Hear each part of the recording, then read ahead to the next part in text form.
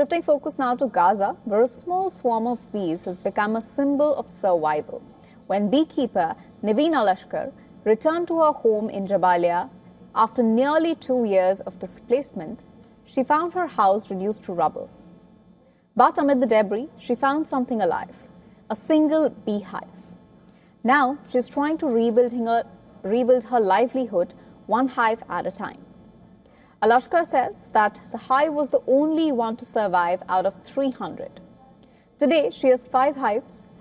The bees have become her main source of income after her son was left with a hand disability and her husband suffered a back injury.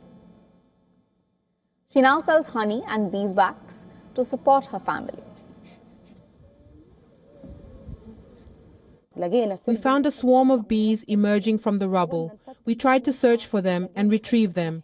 We found one live hive. This hive was the only one out of 300 that survived.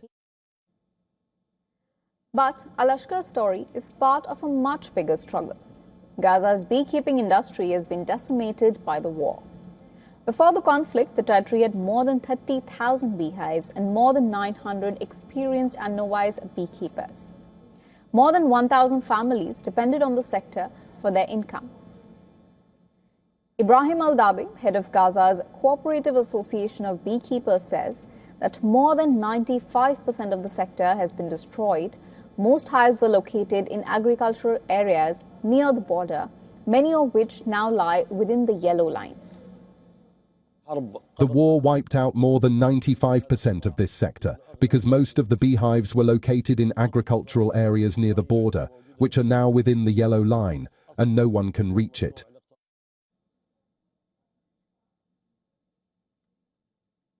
Al-Dabi once owned more than 400 hives. Today, he has kept just 25 on the roof of a heavily damaged building in Gaza City. He says the shortage of equipment and bee medicines is making recovery even harder. This suffering has brought the sector to the brink of extinction.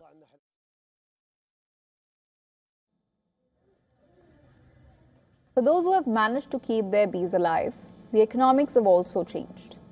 Before the war, a kilogram of honey sold for around 60 shekels. Today, Al-Ashkar charges 150 shekels. But even that is not enough to meet demand. Her bees simply cannot produce enough honey. And with her equipment destroyed, she is also selling beeswax to survive. For Gaza's beekeepers, the loss is about more than honey. Bees are critical to pollination, agriculture, and ecological balance. As beekeepers try to rebuild their lives, their struggle reflects a much larger battle to rebuild livelihoods from the rubble.